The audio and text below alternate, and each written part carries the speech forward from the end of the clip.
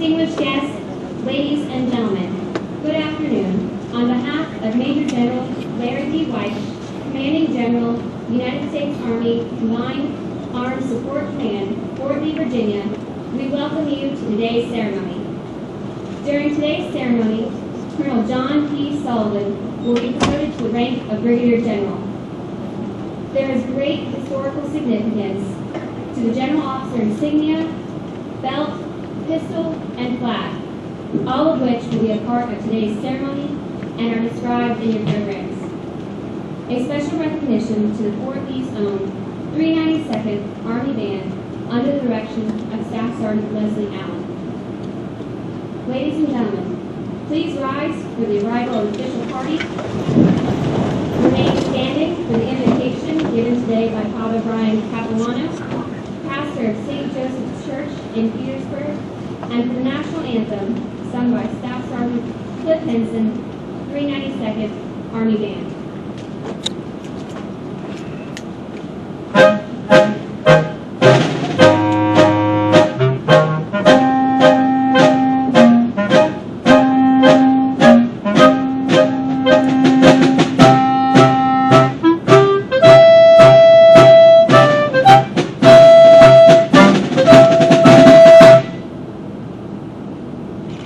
Ladies and gentlemen, Father Capuano.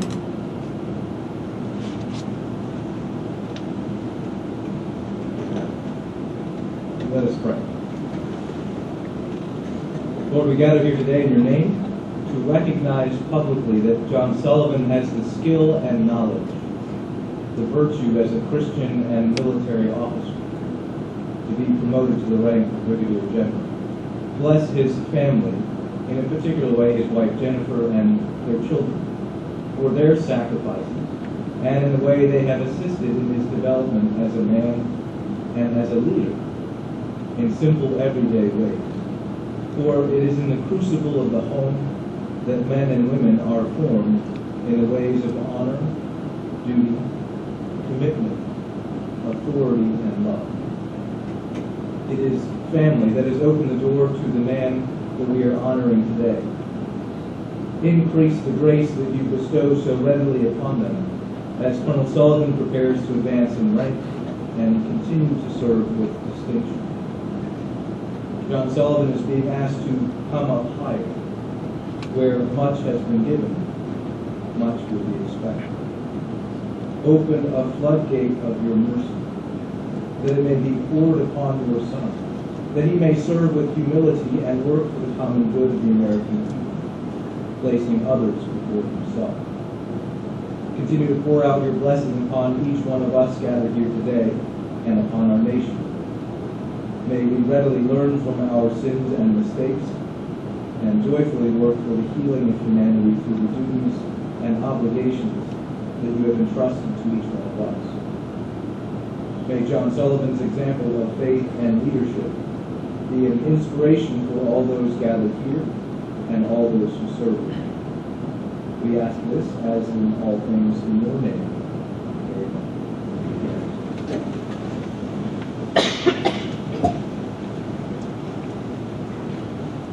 Oh, say can you see by the dawn's early light what so proudly we hailed at the twilight's last gleaming, whose broad stripes and bright stars through the perilous fight o'er the ramparts we watched were so gallantly streaming, and the rocket's red glare, the bombs bursting in air, gave proof to our night that our flag was still there. Oh, say does that star-spangled banner yet wave o'er the land of the free and the home of the brave?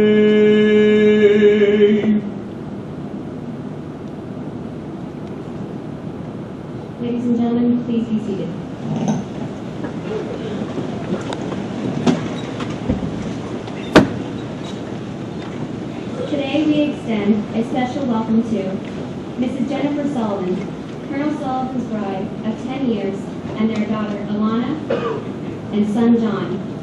Colonel and Mrs. Sullivan are especially pleased to have many of their extended family and friends here with us today. Additionally, we would like to welcome Major General and Mrs. Larry Weish, Command Sergeant Major and Mrs. Terry Parham, Mr. Bill Moore, Lieutenant General Retired Penn and Dr. Mary Michael, Major General and Mrs. Peter Lennon, Major General William Walk, Major General Retired and Mrs. Fred Elam, Major General Retired and Mrs. David Whaley, Mr. Michael Williams, Brigadier General and Mrs. Jack Haley, Mr. John Hall, Command Sergeant Major Clifton Johnson, CW5 Randy Johnson, Command Sergeant Major Retired and Mrs. Tomas Hawkins, Command Sergeant Major Alan B. Alford Jr.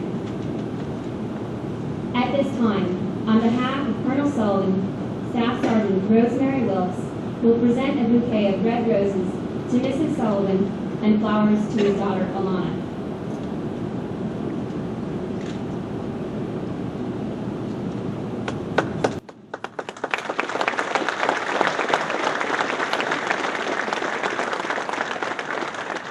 Staff Sergeant Promotable Katrina J. Hill will also present flowers to Colonel Sullivan's mother, Mrs. Ellen Savigny.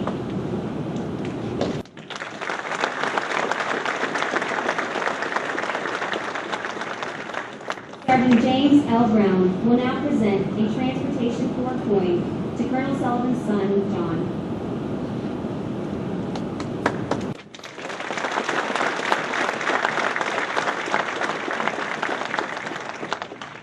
Ladies and gentlemen, it is my honor to introduce the host for today's ceremony, Major General Larry D. Weish, Commanding General, United States Army, Combined Armed Support Command.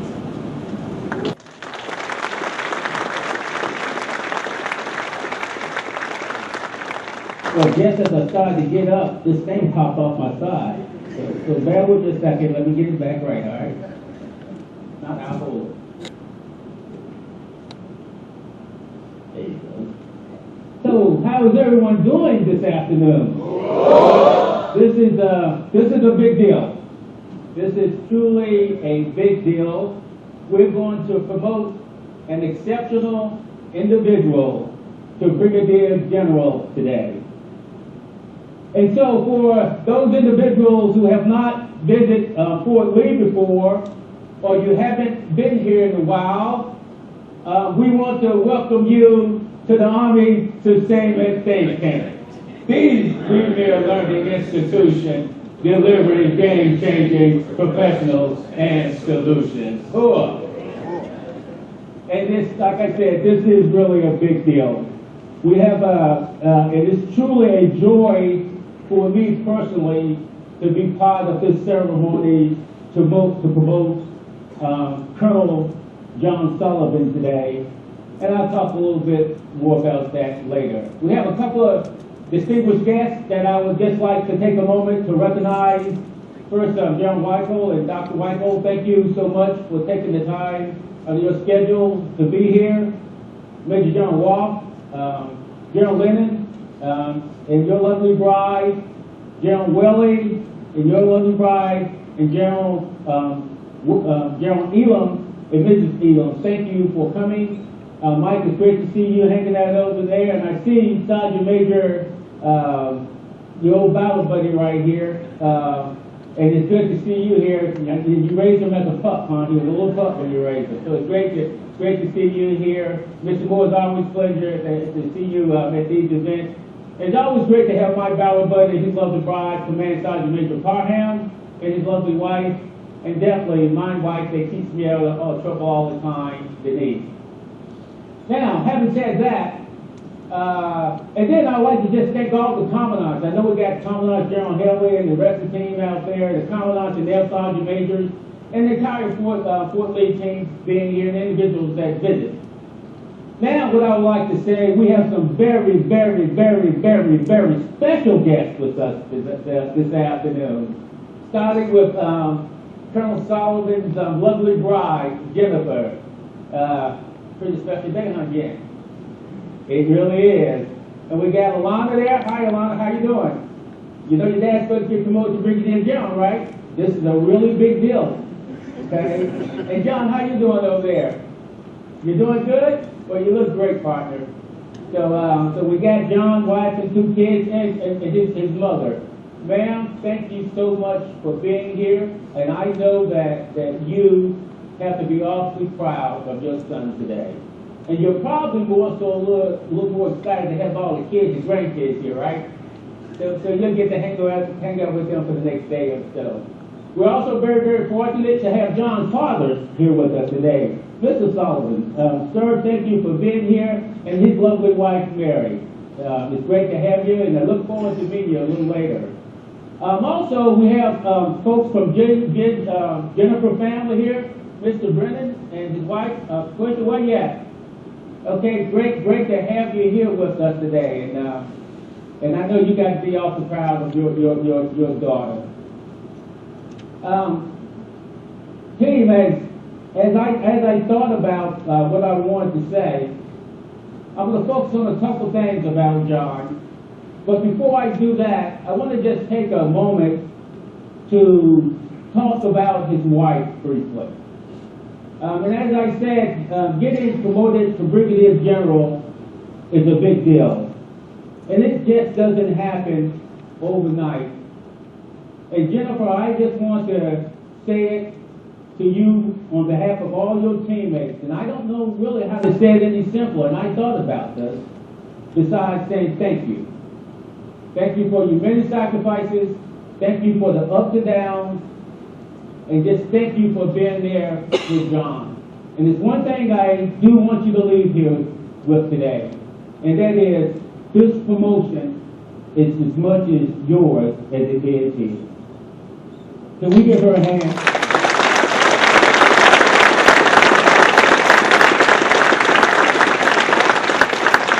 And Mr. Brennan and Mrs. Brennan, you have to be awfully proud of your daughter, because we truly are. We truly are. I want to take a couple of minutes to talk about John. But before I do that, I want to take it and put it in context. When John's list was published, there was 2,421 officers considered for promotion to Brigadier General. 35 of those were selected. 4 of them were low distinction. 1.4% selection rate. Think about that for a second. That's the type of soldier we're promoting today. The best of the best. Let there be no doubt in your mind that we are promoting the best of the best today. So I want to take a couple minutes to talk to you about this exceptional officer attribute. And then I'm going to talk to you a little bit about his competency that has supported, and he's worked so hard to get to this point today in his career. And many of you all know, when you deal with John Sullivan, you are dealing with an individual of uncompromising adherence to moral and discipline principles. That's the type of officer we're promoting today. You're dealing with an officer who will always take the harder right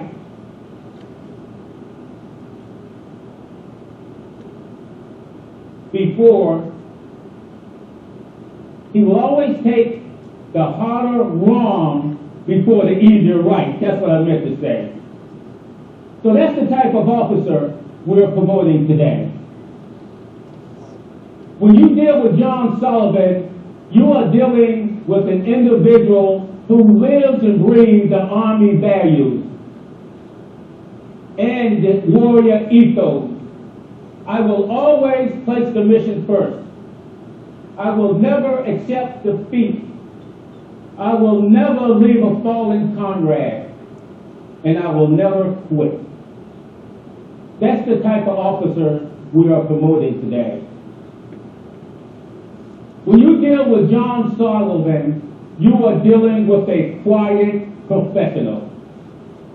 And many of you can attest to that because you deal with him every day. He's the type of individual that will sit in a room, he will listen before he asks questions. And then once he understands the context of what the situation is, then he will go out and execute. He just does not jump into the frying pan. He sits back, thinks, analyze, and then execute.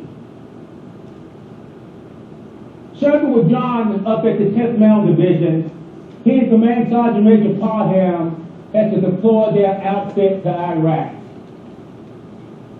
And what you may not know, that over the last 12 years, we have lost over 6,700 soldiers and DOD civilians between the wars of Iraq and Afghanistan. Well, when John deployed his outfit from Fort Drum,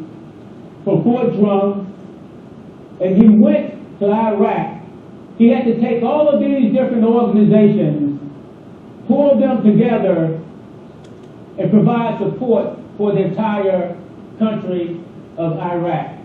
And many of those individuals he had never seen before. But teammates, what I'm here to tell you, that not one of his soldiers is part of that 6,700.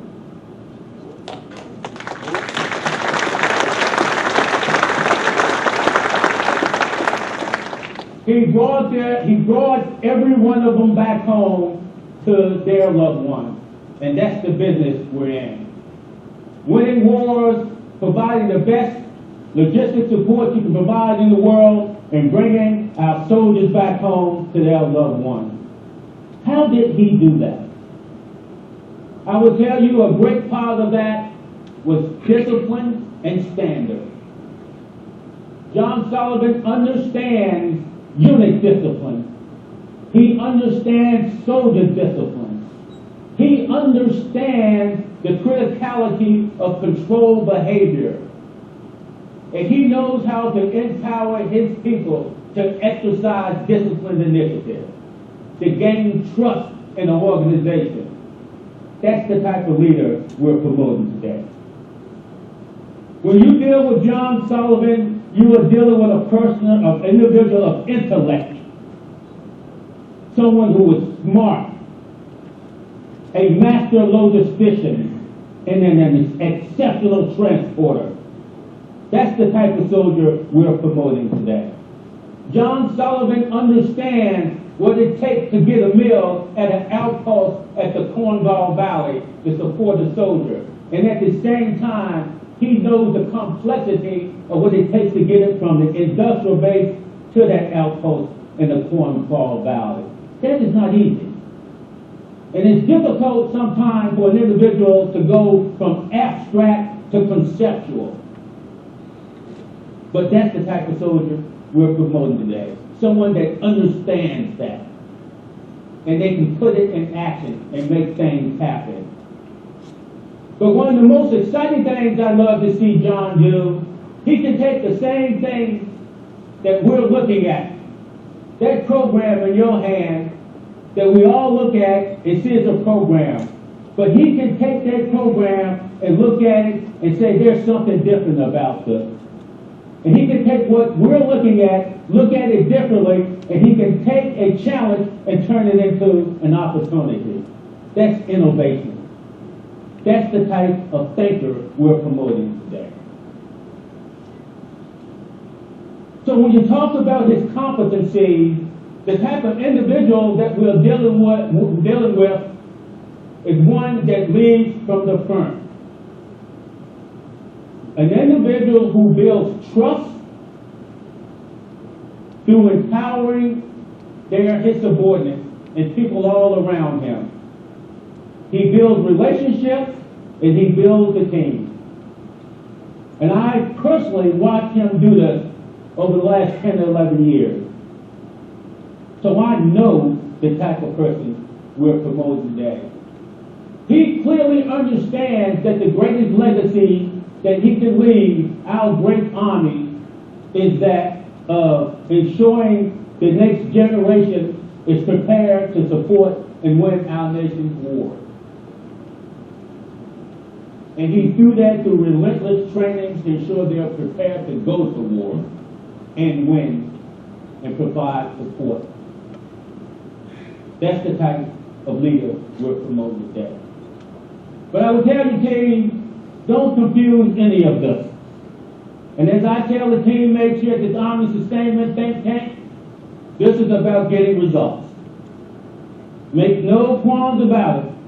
This is about putting our soldiers on a plane, a ship, or whatever, taking them to war, going to war, and providing the best support in the world, and bringing them back home to their loved ones. Those are the type of results that this individual gets. He is truly a warfighter logistician that would give his shirt off his back and boots off his feet to support the fight. He will never say no, as long as he has one bullet to give or one truck to give. Y'all know the inside joke here, right? So, when we think about John Sullivan, think about the attributes of character. Think about the attributes of presence. Think about the attributes of intellect, complemented with the competencies of leadership, development, and getting results. That's the type of leader and soldier that we're promoting today. John, thank you for letting me be part of this ceremony. In a moment here, we're going to recognize our good teammates here with several symbolic things of being a general officer. But I will tell you, nothing is more symbolic than him, when we pin these stars on, the level of responsibility that he has with regards to being an ambassador for this great army of ours. Teammates, let there be no worries, because we are promoting the best of the best. Thank you so much this afternoon. Good.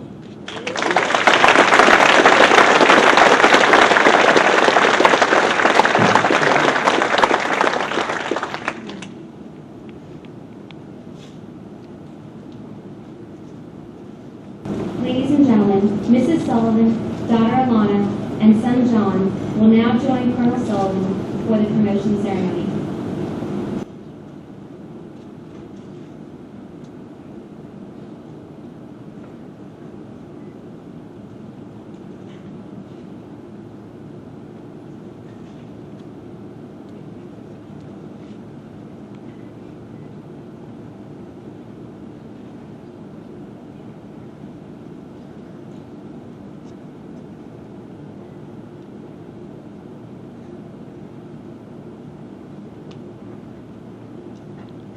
The President of the United States has reposed special trust and confidence in the patriotism, valor, fidelity, and abilities of John P. Sullivan. In view of these qualities and his demonstrated potential for increased responsibility, he is therefore authorized and directed to wear the uniform and one-star insignia of the Brigadier General, effective 25 April 2014, by order of the Secretary of the Defense, signed, the Honorable Charles Timothy Hagel. In 1780, General George Washington recommended that Brigadier Generals wear 2 epaulets with 1 silver star on each. That one-star tradition continues today as Major General White and Mrs. Sullivan place the stars on General Sullivan's uniform.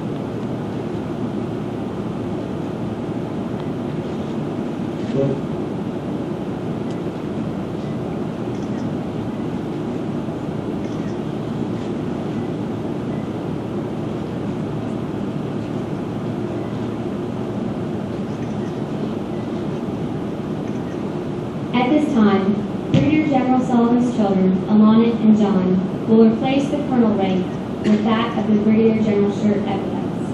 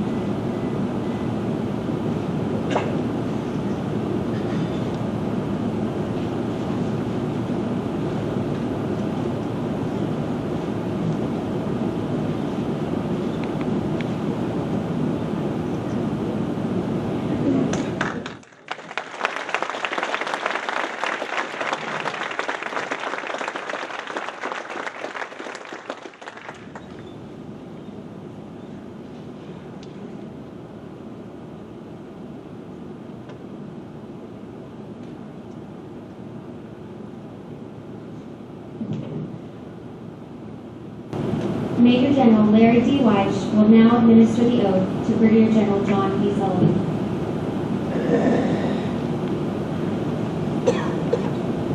I state your name. I, John Patrick Sullivan, Having been appointed an officer in the Army having been appointed an officer of the Army of the United States United States, in the grade of Brigadier General, made a Brigadier General, do solemnly swear solemnly swear that I will support and defend the Constitution of the United States that I will support and defend the Constitution of the United States against all enemies, against all foreign and domestic. foreign and domestic. I will bear true faith and allegiance to the same. I will bear true faith and allegiance to the same. I take this obligation freely Take this obligation freely without any mental reservation or purpose of evasion. without any mental reservation or purpose of evasion. And I will well and faithfully discharge And I will well and faithfully discharge the duties of the office upon the duties of the office upon which I'm about to enter. which I am about to enter. So help me God. So help me God. Go on.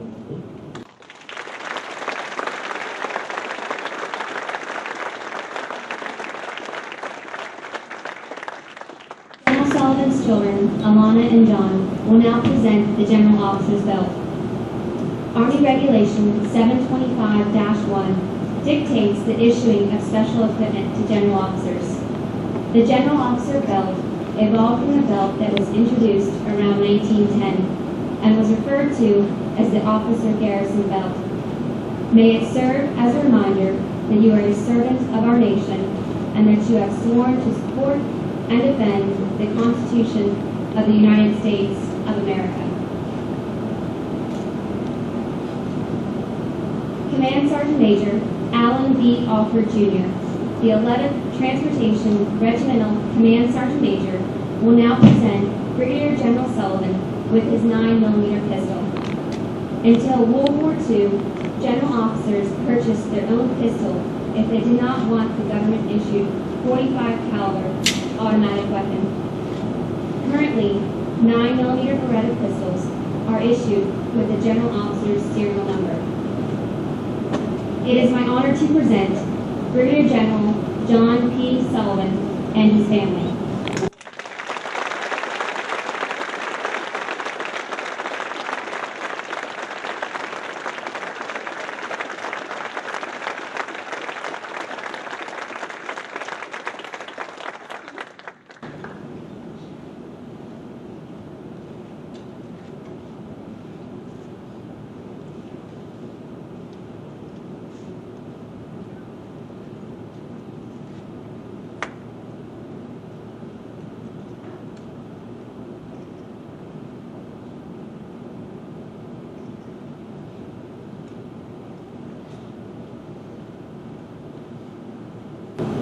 Flags have always been an important part of our nation's history. The tradition of general officers' flags began in 1910. In 1947, all general officer flags, except those of medical and chaplain corps general officers, were designed in the scarlet color to show command ability. Command Sergeant Major Cynthia B. Howard, the 12th Transportation Regimental Command Sergeant Major, will now unfurl Brigadier General Sullivan's flag and post it in the stand.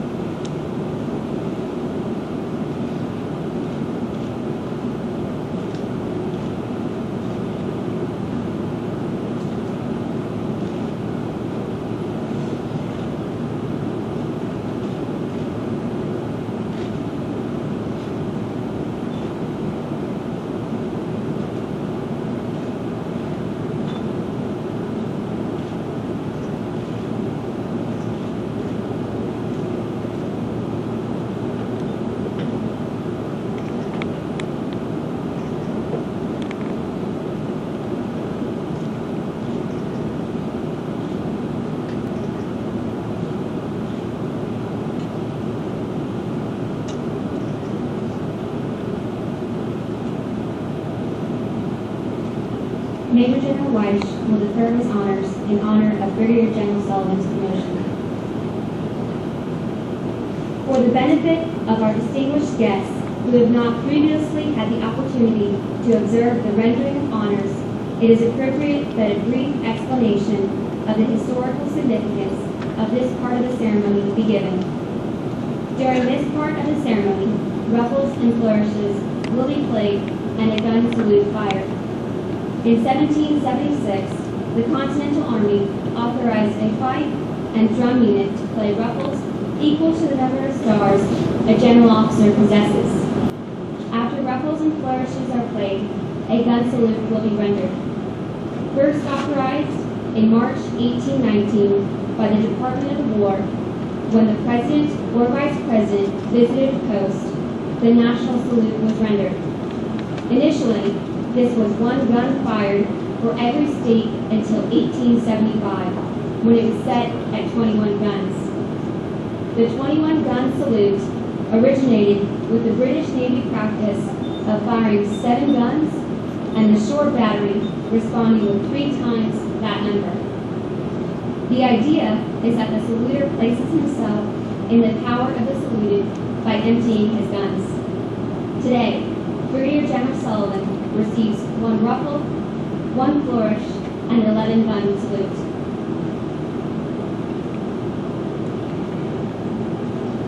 Ladies and gentlemen, please rise to honors.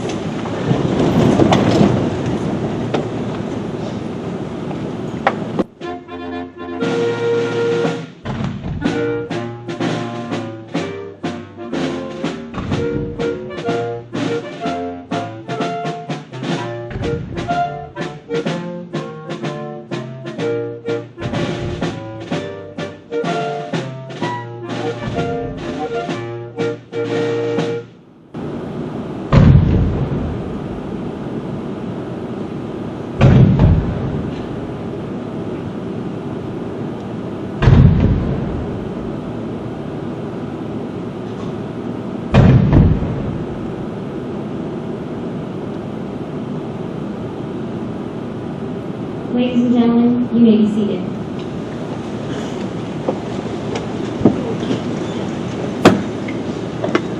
At this time, Brigadier General Sullivan will be presented with a commemorative shell to commemorate his first honor salute as a brigade general. Brigadier General. The shell will be presented by the Transportation Regimental Chief Warrant Officer, Chief Warrant Officer 5, Thomas Wilson.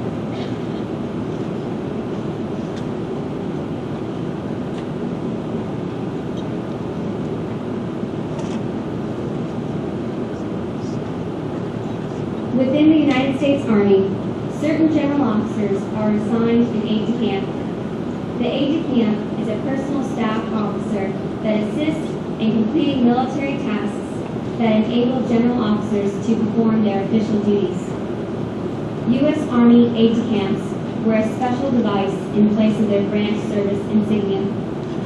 The rank of the individual they serve is indicated on the general officer insignia. The aide-de-camp also wears a special amulet on the shoulder of his dress uniform, which signifies to all that he is performing the duties of the aide-de-camp.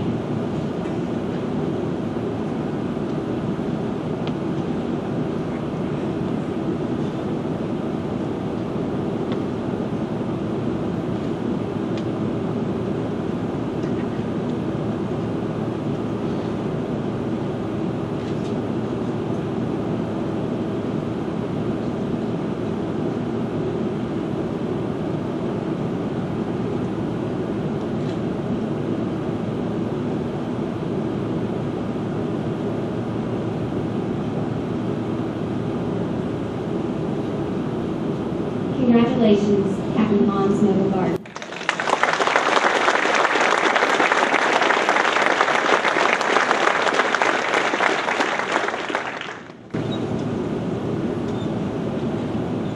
Ladies and gentlemen, it is my honor and distinct pleasure to present to you the 27th Chief of Transportation and Commandant of the U.S. Army Transportation School, Brigadier General John P. Sullivan.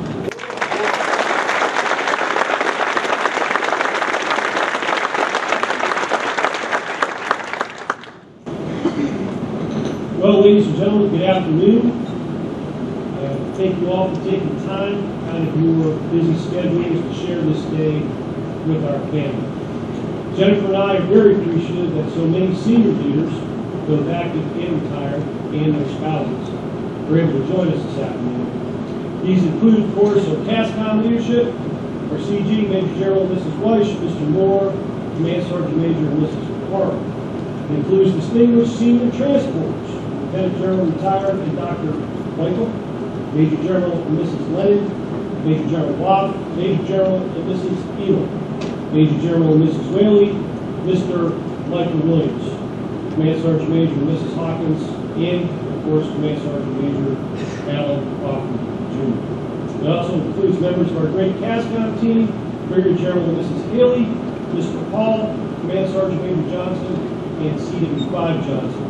Thank you all for being with us this afternoon. We're extremely honored by your presence. It makes a special day all the more special. Now, before I get too far along into my remarks, I want to take a moment to thank all of those who worked so hard over the past few days to put this ceremony together and to execute it to such a high standard. This includes 392nd Army Band and, in particular, Staff Sergeant Hinson, who provided such a great rendition of our national anthem. It includes the 832nd Ordnance Battalion Salute Battery, as well as our basic force lieutenants who serve as escort officers. And, of course, all of our Transportation Regiment officers, warrant officers, NCOs, soldiers, and civilians who just did yeoman's work preparing for this event. And, in particular, Ms. Danita Kaplan, the CASCOM Executive Operations Staff, whose professionalism and meticulous attention to detail never ceases to amaze me. Ladies and gentlemen, I ask you to join me in a round of applause in recognition of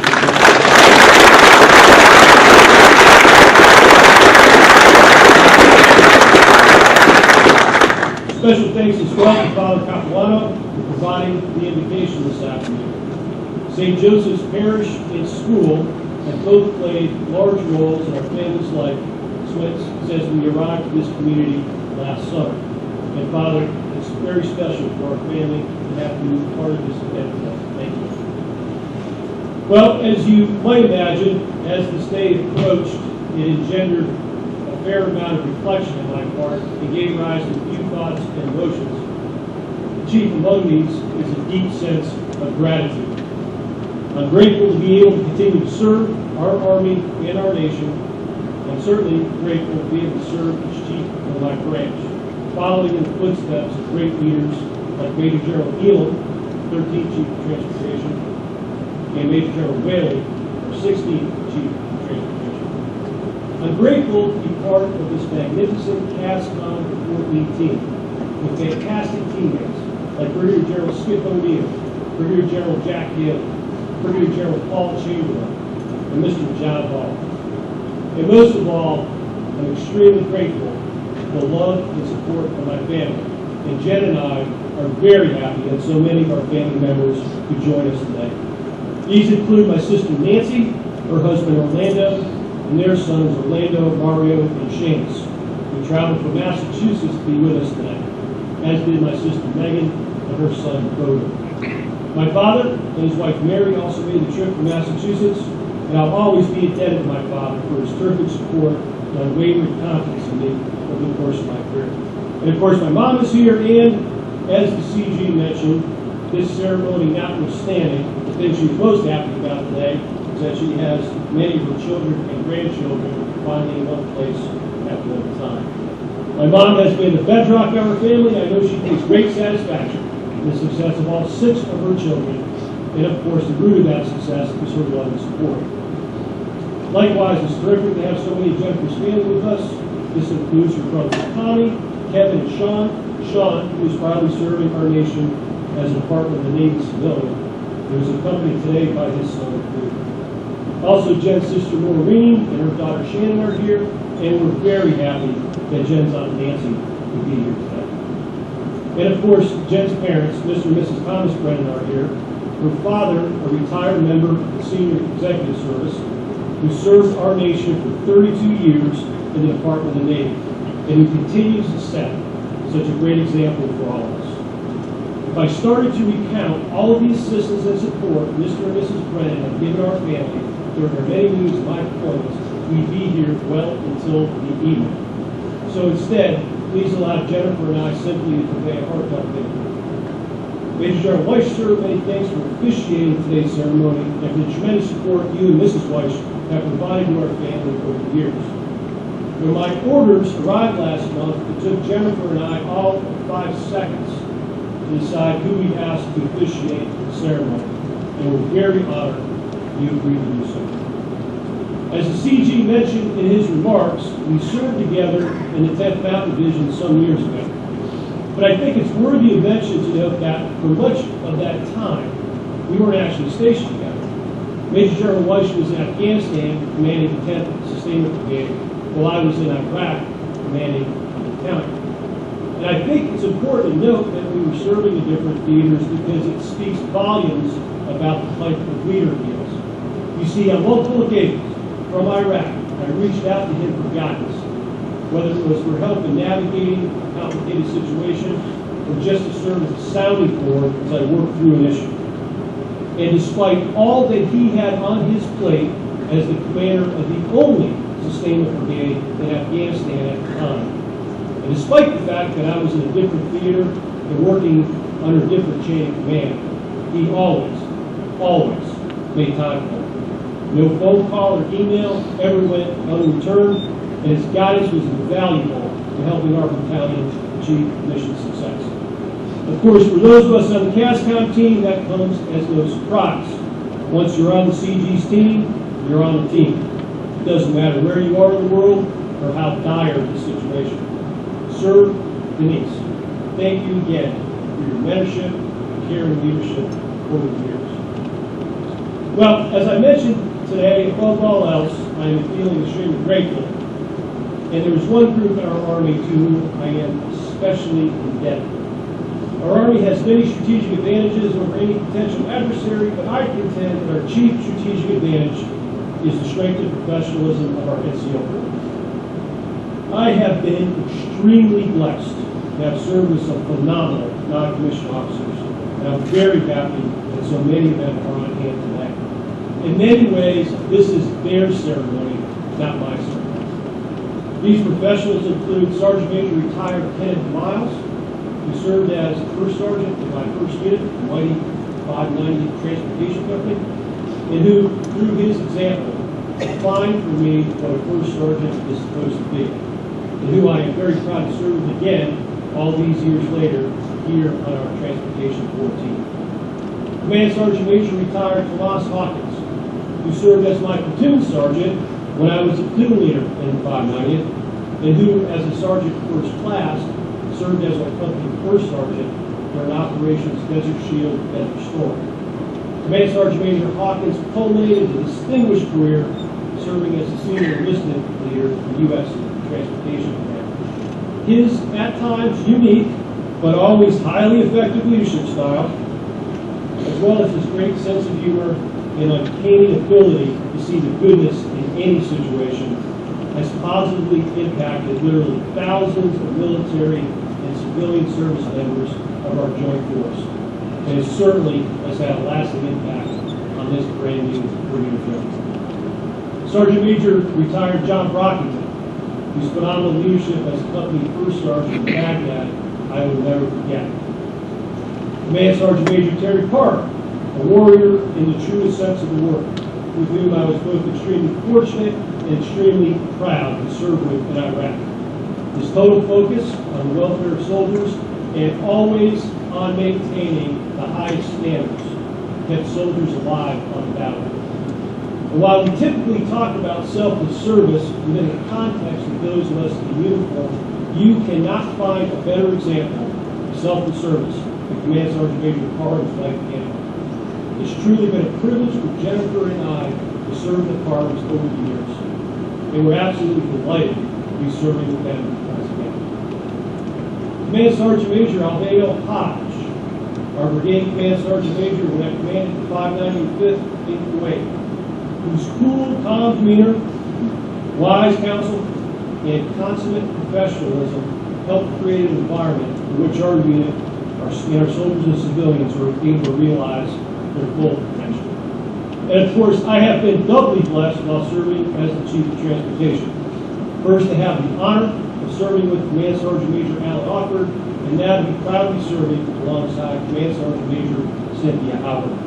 Each of them incredible leaders in their own way, and both of whom represent the best of our Transportation Corps and our Army. I'm very honored to have served with all of these NCOs and so many like them over the years. They are truly our nation's best, and I'll repeat, this ceremony is more theirs than mine. Now, my gratitude extends, of course, to my many colleagues and teammates over the years, many of whom took the time to travel here today. There are a number of 548 veterans in the crowd, to include Lieutenant Colonel Colonel Bud Levian and Major Alan Fowler. And I'm privileged to serve alongside so many talented professionals here on our TC team at Fort Lee. And among these is one of the finest officers with whom I have ever served, Colonel Nancy Grandy. An old Army recruiting slogan advertised that, quote, "We do more before 9 o'clock in the morning than most people do all day." Well, Nancy Grandy does more for our Transportation Corps before 9 o'clock in the morning than all of us do all day. Nancy, thank you for your leadership and for making such a positive impact on our school and our Corps. It's truly an honor and a privilege to serve with you. And, of course, most of all, I'm extremely grateful for my family. Recently, I attended the retirement ceremony for Major General Kenneth Dow. I think many of you in the audience today know him, a leader that I was very proud and fortunate enough to work for and with in Kuwait during the Brigade Command. During that ceremony, General Retired John Allen, former ISAF commander, spoke about the contributions of Army families during the last 13 years of war. He said, and I quote, "Never has our country asked so much from so few for so long as we have of our military families. Those of us in uniform were ordered into the arena, and willingly we went over and over. But the families, they were under no such orders. They had no options. Yet, they kept vigil for us. They raised the families in our absences. They bore the brunt of interminable uncertainty. They sacrificed in ways our country will never fully understand or appreciate. They supported us, they loved us, and in so many ways, they are the unsung heroes of our modern military." I could not express that sentiment any better than General Allen did, so I did try. Next week, Jennifer and I will celebrate our 10th wedding anniversary, and frequently over the past 10 years, I've been deployed and traveling for extended periods. And while suffice it to say that today does not happen without Jennifer's love and support. I'll add that today's ceremony is probably not a bad way to begin our next decade and beyond together. Alana and John, your mom and I are very proud of you today and every day. Thanks for doing such a great job with the ceremony and for being such great children. We love you very much. So in closing, thank you all again for sharing this day with the Sullivan family. I very much look forward to continuing to serve with all of you. And as together we continue to try to make a positive impact on our life. Sport starts here, spearhead. Thank you.